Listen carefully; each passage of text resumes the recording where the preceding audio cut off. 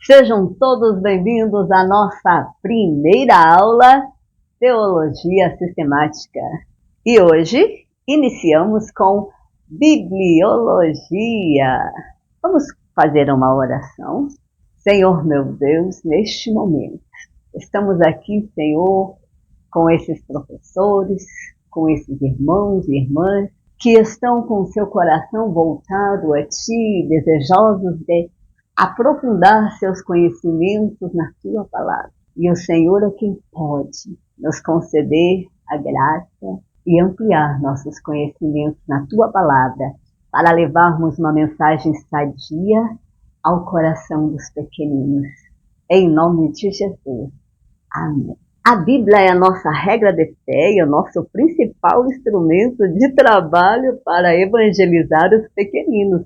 E como os professores do Ministério Infantil utilizam vários recursos, o que nós não podemos esquecer é que mesmo que você leve uma Bíblia personalizada, um recurso que são dos mais variados, você precisa também levar a Bíblia, o livro escrito, a Bíblia, a palavra de Deus. Porque mesmo que você leve um cartaz escrito com o versículo, você faz o cartaz com o objetivo de fixar a mensagem do Evangelho no coração, na mente da criança. Mas você precisa ter a Bíblia, abrir a Bíblia. Você precisa ler o versículo na Bíblia e depois repetir, mostrar os recursos, o cartaz, fazer dinâmicas para que possam estar decorando os versículos da Bíblia. E nós vamos iniciar lendo um versículo. Pega a sua Bíblia e abre lá conosco na Epístola 2 Pedro, capítulo 1, versículos 19 e 20. E temos muito firme a palavra dos profetas, a qual bem fazei estar atentos, como uma luz que alumia em lugar escuro, até que o dia esclareça e a estrela da alva apareça em vosso coração. Sabendo primeiramente isto, que nenhuma profecia da Escritura é de particular interpretação. Mesmo que na Bíblia não apareça nas suas páginas a palavra Bíblia somente na capa, mas esse nome ele é conhecido em todo o mundo hoje por causa do patriarca de Constantinopla, João Crisóstomo. Ele utilizou para indicar uma coleção de livros sagrados. E desde então, essa palavra é utilizada, porque dentro da Bíblia há muitos livros, é uma coleção de livros. E por isso, nós a chamamos de Bíblia Sagrada. Thomas Browne afirmou certa vez que a Escritura, além de ser a palavra de Deus, é a mais sublime obra literária já produzida. Tudo nela é singular. Estilo, correção, graça e proposta. A sua singularidade acha-se, porém, no fato dela ser a palavra de Deus. Qual outro livro na Terra pode fazer essa reivindicação, sendo considerado a palavra de Deus? Este é o livro dos livros. Embora a Bíblia foi produzida num contexto cultural judaico, ninguém pode negar-lhe a sua universalidade. É o único livro contemporâneo de toda a humanidade. Ao longo dos séculos, a Bíblia tem sido banida, queimada, escarnecida, ridicularizada. Eruditos têm zombado dela como se ela fosse uma tolice. Ela não só tem sobrevivido, mas ela tem florescido. A Bíblia é o maior best-seller mundial. A durabilidade da Bíblia não se encontra na Terra, ela vem do céu. O propósito da Bíblia é proclamar o plano de Deus para os seus filhos. Esta é a razão por que esse livro tem permanecido durante séculos. Ele é um mapa que nos leva ao maior tesouro de Deus, a vida eterna. Atribuímos a Tomás de Aquino um pensamento extremamente simples e profundo. Se todo ser humano sente sede, pressupõe-se que existe água. Se todo ser humano carece de Deus, pressupõe-se que existe Deus. Ao longo da história, muitos estudiosos formularam argumentos comprovando que Deus existe. Contudo, o cristão não necessita de tais argumentos, porquanto a sua fé e convicção não estão fundamentadas em explicações racionais, mas na inerrante, infalível e completa palavra de Deus. Inerrante porque não contém erro, infalível porque não falha. Todas as áreas da nossa vida são contempladas pela palavra de Deus. A biblioteca divina. A Bíblia, ela é constituída de 66 livros e foi escrita em um período de 1500 a 1600 anos. Durante esse tempo, Deus usou cerca de 40 homens para escrever, reunir e preservar o sagrado livro. Em todos os livros da Bíblia, Cristo é o tema central. No Gênesis, ele é semente imortal da mulher. No Êxodo, ele é um líder seguido por fé. Levítico é o sacrifício de oferta e perdão. Em Números, herança e organização. Em Deuteronômio, é fé em ação.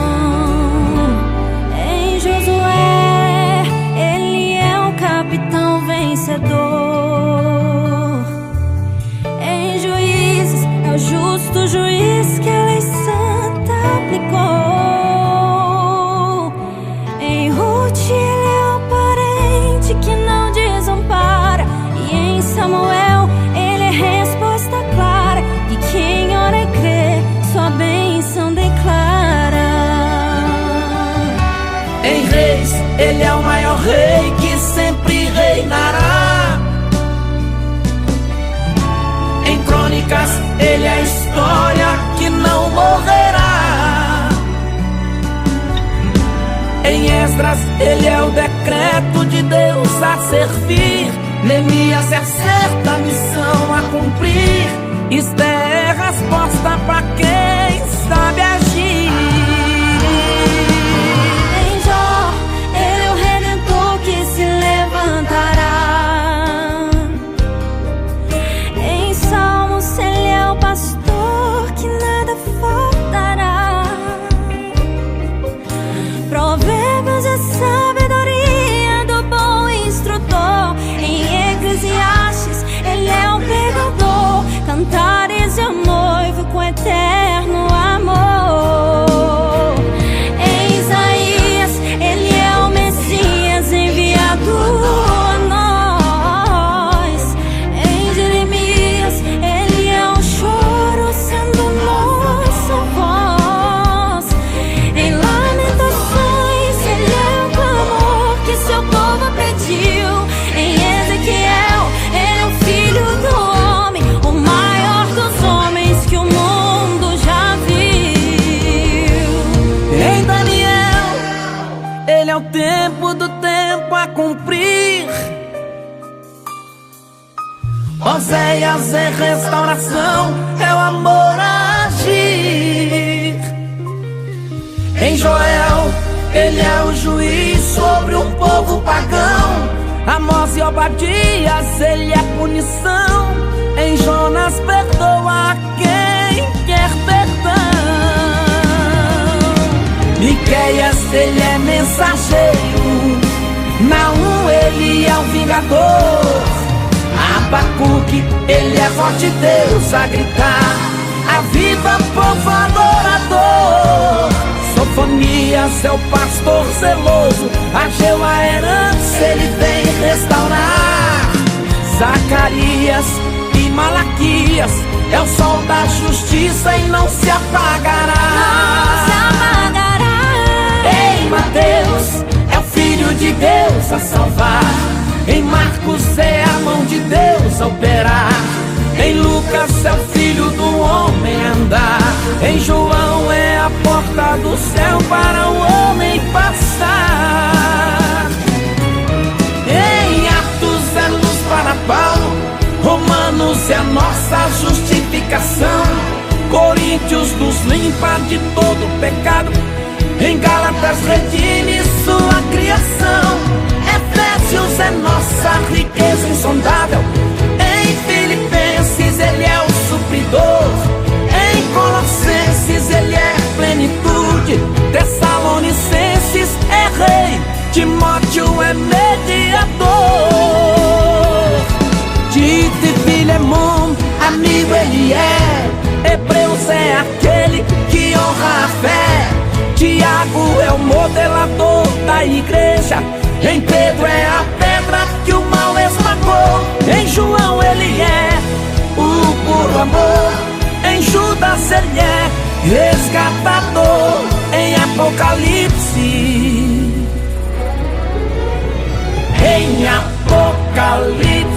ele vem em glória e poder. Dele está escrito assim, saiu vencendo pra vencer. Os seus pés são reluzentes, seus cabelos brancos como a lã. Jesus Cristo, Rei da glória, ontem, hoje e amanhã. Sua igreja vai embora, seu lugar não é aqui. Glorifica, igreja amada, porque ele já está vivo aí. Glorifica, Porque ele já está vivo aí. vencendo, Vencendo, vem Jesus. Muitos professores conhecem esse recurso. Para quem não conhece, este é o Biblionildo. Ele é um pesquisador. Ele investiga algumas curiosidades da Bíblia. Vamos juntos com o Biblionildo para verificar essas curiosidades? Primeiramente, é que o Biblionildo, ele investiga o quê? A Bíblia Sagrada. Olha o que ele descobriu, que a Bíblia foi escrita por mais ou menos 40 homens. E eles foram inspirados por Deus. Também ele descobriu que a Bíblia tem apenas um autor. Esse autor se chama Deus. E ele usou pessoas para escrever a sua palavra, para nos deixar essa maior herança. Quem está por trás de toda a inspiração da Bíblia se chama Deus. A Bíblia, ela tem duas divisões. Ela é dividida em Antigo Testamento e ela é dividida também em Novo Testamento. O Antigo Testamento, ele nos conta a história do povo judeu, como foi constituída a nação, porque através dessa nação, Deus traria ao mundo o Salvador, porque foi através do Novo Testamento, a Nova Aliança, é que veio Jesus, o nosso Salvador. É por Ele que vivemos, é por Ele. Tudo acontece porque Deus está no controle da história. O Antigo Testamento, ele contém 39 livros. O Novo Testamento, 27. E a soma dos dois, nós temos um total de 66 livros na Bíblia. Queridos professores, na próxima aula nós vamos estar falando sobre a diferença que há na Bíblia dos protestantes e na Bíblia Católica. Apesar de ser a mesma Bíblia, por que a Bíblia dos católicos tem alguns livros a mais? Aguarde a próxima aula que nós vamos trazer esses detalhes para vocês. É algo importante para o professor saber. E ainda, sabe o que o Biblionildo descobriu? A Bíblia tem 31.163 versículos e tem 1.189 capítulos. E nós precisamos encontrar um tempo para ler a Bíblia. Não de vez em quando, todo dia. E nós precisamos também de tempo para orar, para buscar sabedoria de Deus, para compreendermos a Sagrada Escritura. Agora nós vamos ver sobre a palavra cânon. Referia-se a uma haste de medir. A uma haste, uma régua de medir. Ela regulamenta a vida e a conduta. Por que são chamados canônicos? Porque são livros inspirados por Deus. Diferente dos apócrifos. Apócrifos são livros que foram incluídos na Bíblia, mas que são considerados não inspirados.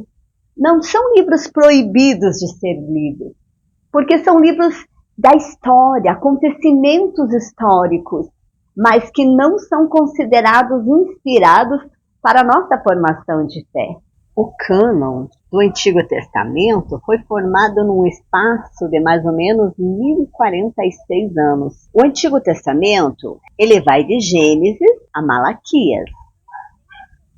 Só que um dos últimos escritores, além de Malaquias, tem também Esdras, que ele era contemporâneo de Malaquias. O cânon do Antigo Testamento, ele foi fechado mais ou menos 400 anos antes de Cristo. Porque nesses 400 anos é chamado o período interbíblico, quando Deus não falou com os homens, nem por profetas, nem por visões. O Novo Testamento, ele foi escrito num período mais ou menos de 100 anos. Então, se nós juntarmos o tempo que foi escrito o Antigo Testamento, mais ou menos 1046 anos, mais os 400 anos que Deus ficou sem falar com as pessoas, mais os 100 anos que levou para ser escrito o Novo Testamento, dá entre 1500 e 1600 anos. É o período que foi escrito os livros da Bíblia. O atual formato da Bíblia deve-se ao progresso da imprensa. Esse progresso foi iniciado por Johann Gutenberg. No entanto, antes dessa evolução e de termos a Bíblia como ela é hoje, que podemos carregá-la, que podemos ler em qualquer lugar, que podemos consultá-la, antes ela foi escrita em diversos materiais. Ela foi escrita em tábuas de pedra, conforme nós podemos ler em Êxodo 24:12. Também foi escrita em óstraco, mas significa cacos de cerâmica. Ezequiel 4:1. Também ela foi escrita em tabletes de argila, placas feitas de barro, conforme Jeremias 17:13. Também foi escrita em papiros, extraído de uma planta, conforme Jó 8:11. Posteriormente em pergaminho, pele de animais, 2 Timóteo 4:13. Mas com o progresso, chegando à imprensa, nós temos a nossa Bíblia, a facilidade que nós temos escrita. Não precisa carregar muitos rolos de pergaminho, ou como no início, tábuas de barro. Hoje nós temos ela em mão, temos até no celular, e muitas vezes deixamos de consultar a palavra de Deus. Eram muitos materiais de manuscritos bíblicos. O termo manuscrito refere-se a cópias. Eles tinham um original das escrituras e para reproduzir, eles faziam cópias. Eram os escribas, os doutores da lei, que sabiam ler, escrever, era escrito, guardado num pote de barro, tanto que foi encontrado manuscritos do Mar Morto, muito famoso, né? E foi um achado arqueológico muito riquíssimo. Vários vasos de barro com manuscritos antiquíssimos que comprovam a veracidade das escrituras. O mundo, ele encontra-se em uma situação moral e espiritual de calamidade, porque não vive de acordo com as éticas da palavra de Deus. Os princípios da ética bíblica são fé, licitude e a conveniência. A licitude, a edificação, a glorificação a Deus através da sua vida, das suas ações, é o respeito ao irmão mais fraco. A palavra de Deus, ela purifica o coração. É um guia seguro e infalível para conduzir o crente neste mundo de trevas morais e espirituais. A Igreja de Jesus, ela é formada por pessoas que são o sal da terra e a luz do mundo. Portanto, nós que temos a palavra de Deus, nós devemos ser exemplos para uma sociedade pós-moderna, sem deixar os princípios da palavra de Deus, que trazem uma moral e ética para uma sociedade corrompida. A Bíblia, ela traz a ética para os pais, ela traz um bom relacionamento com os filhos, e a Bíblia traz a ética, o cuidado e a educação para todos os pequeninos, para que possam crescer arraigados na verdade. Nós exigimos muito a verdade das crianças. No entanto, muito naturalmente contamos uma mentirinha aqui, uma mentirinha ali, e muitas vezes sem nos darmos conta disso. Por isso é hora de vivermos aquilo que ensinamos. Existem muitas deturpações da Bíblia, por adição, por subtração, por modificação e por substituição. Quando as pessoas pegam versículos isolados e fazem daquilo uma doutrina, gerando então uma heresia. E a Bíblia, ela nos chama a atenção sobre isso, para que não haja acréscimo e nem diminuição das palavras da Bíblia. Em Apocalipse fala que aquele que acrescentar algo na palavra será acrescentado às pragas. E se alguém tirar alguma palavra, Deus tirará dele a sua parte na árvore da vida e na cidade santa. Então, ensine a Bíblia, a palavra de Deus, com temor. Ensine ela como ela é. Não tente colocar coisas que não há nela. Não tente colocar nela aquilo que não existe. Não dê voz aonde a Bíblia não tem voz. Aonde a Bíblia se cala, nós não devemos ter voz. Existem aqueles que produziram uma nova Bíblia. Todas as religiões do mundo utilizam partes da Bíblia, mas não nos deixemos enganar, porque a Bíblia, ela é a palavra de Deus.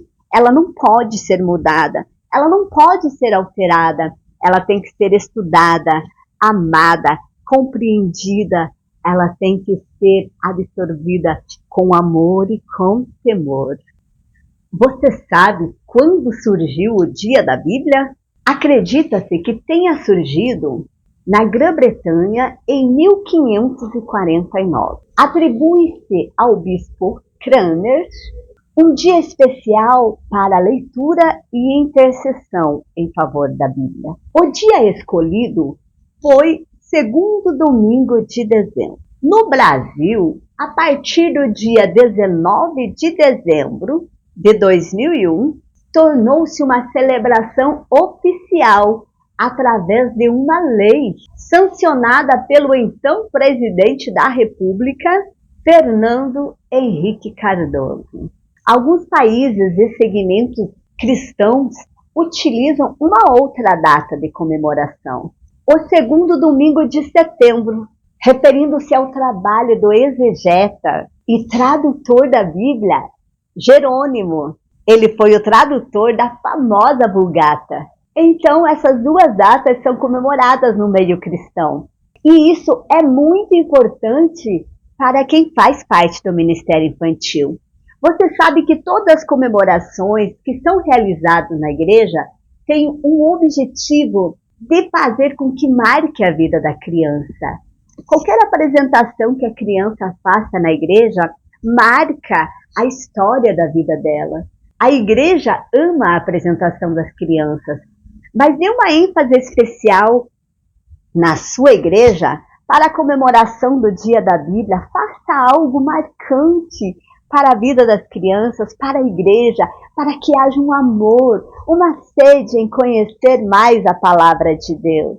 O Salmo 119, verso 97, ele nos fala: ó, quanto amo a tua lei, é a minha meditação em todo dia. Você sabe que o Salmo, a gente não costuma ler como capítulo e versículo. Por quê? Porque o Salmo ele é composto de poesias, de orações, de cânticos. E por esse motivo, a gente fala número tal, verso tal. Se alguém fala capítulo e versículo, não tem problema. Não entristeça alguém por citar alguma coisa que você aprendeu e a pessoa não faz porque ainda não tem o conhecimento. Não use o seu conhecimento para entristecer alguém. Não tem problema se alguém falar capítulo e versículo. Mas quando você for ensinar as crianças, ensina a elas que o Salmo ele é composto por cânticos, por orações e por poesias, e por esse motivo nós lemos, não capítulo e versículo, nós lemos o Salmo número 119, ou Salmo 119, e vamos ver mais um, Salmo 119 e os versos 103 e 127, que falam assim: ó quão doce são as tuas palavras ao meu paladar, mais doces do que o mel à minha boca. Pelo que amo os teus mandamentos, mais do que o ouro, e ainda mais do que o ouro fino. Uma breve história da tradução da Bíblia através dos tempos. A Torá, ela foi escrita na língua hebraica e algumas partes, pequeninas partes em aramaico. Então, a totalidade a gente fala que foi na língua hebraica. Na próxima aula nós vamos colocar quais partes que foram escritas no aramaico. Aí depois vem a Septuaginta. A Septuaginta, conhecida como a tradução dos 70. Os 70 sábios, os 70 eruditos, eles traduziram do hebraico para o grego, para a biblioteca de Alexandria, porque o rei ele tinha muitos livros e uma biblioteca muito grande. E ele queria ter o livro sagrado dos judeus traduzido para o grego. O domínio naquela época era do Império Grego. Então, eles traduziram do hebraico para o grego. E depois veio a Vulgata, tradução do grego para o latim. Essa é a tradução que os católicos utilizam até hoje. Aí veio a tradução de Lutero, que traduziu do latim para o alemão. Veio William Tyndale, que ele traduziu do alemão para o inglês. E então veio João Ferreira de Almeida, que traduziu para o português do Portugal, que é a tradução que nós utilizamos, as igrejas evangélicas protestantes utilizam essa tradução da João Ferreira de Almeida. Existem muitas línguas que ainda não têm a tradução da Bíblia. Quem sabe Deus usa você, estudioso da palavra, para traduzir a Bíblia, como esses grandes personagens, homens de Deus, traduziram a Bíblia para outros idiomas, para que eles tenham também um exemplar das Escrituras, assim como você tem na tua língua. Tribo Kimial, oeste da Papua, Indonésia, celebrando o tesouro da Palavra de Deus. No passado, apenas algumas partes estavam traduzidas em nossa língua. Mas agora, teremos de Mateus Apocalipse. Nossos corações não estão mais pesados, estão leves. Vamos se preparar para orar. Todo mundo feche os olhos. Ó Deus, Ó Deus, o plano que tu tinhas desde o princípio a respeito aos quimiaus que já existiam no teu espírito, o mês que tu preparou, o dia que tu preparou, chegou hoje. Ó meu Pai, a promessa que tu fez a Simeão, que ele veria Jesus Cristo e segurar ele em seus braços antes de morrer. Eu também tenho esperado pela mesma promessa, ó Deus. Tu olhou para todas as diversas línguas e escolheu em quais delas seriam colocadas a tua palavra. E tu decidiu que nós deveríamos ver a tua palavra em nossa língua. E hoje, o dia que tu escolheu para essa promessa ser cumprida chegou. Ó Deus, tu colocou a tua palavra em nossas mãos, assim como tu prometeu. Colocou-a aqui na nossa terra. E por isso tudo, ó Deus, eu te dou glórias. Amém.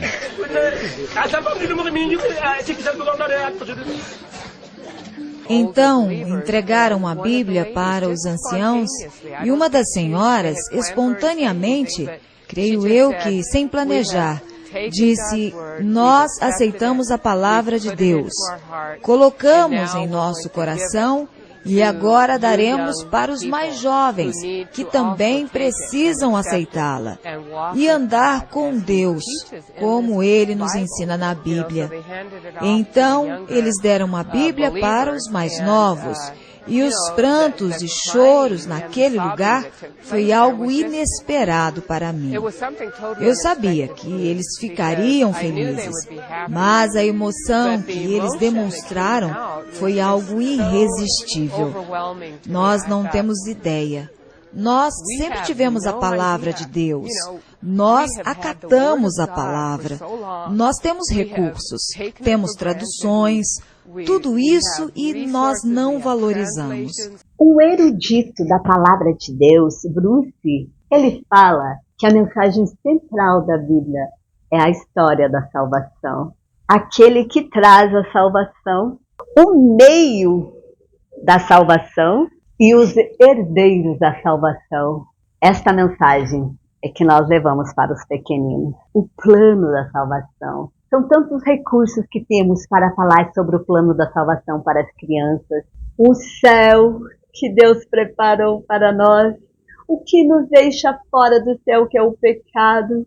O plano que Deus fez em mandar Jesus para morrer na cruz por nós. O coração purificado após o arrependimento do pecado. E a vida eterna, a caminhada com Cristo, a leitura da Bíblia e também a oração, a comunhão com o Pai. Então, esse plano da salvação, que é o tema central das Escrituras, você deve transmitir para os pequeninos. Esse conhecimento que estamos tendo de bibliologia é para uma sustentação do professor, mas para você passar para os pequeninos, você leva a mensagem do Evangelho com todo o amor, com todo o carinho, porque as crianças têm sede de Deus. Das doutrinas bíblicas, do ensinamento da palavra de Deus, você vai ensinar com mais temor a palavra para as crianças, com mais vivacidade, com mais comprometimento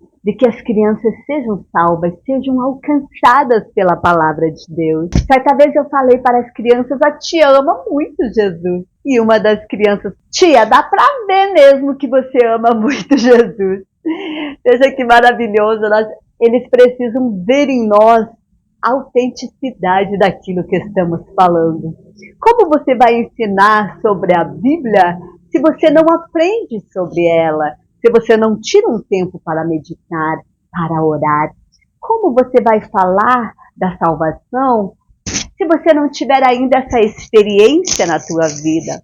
Você tem que ter certeza da tua salvação para você explicar para as crianças o quanto elas precisam de salvação.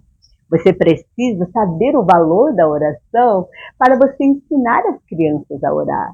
Você precisa saber o valor de ler a palavra de Deus para você ensinar as crianças o quanto isso é especial. O maior presente que Deus nos deu é algo tão especial. Este presente, ele é o tema central do Evangelho.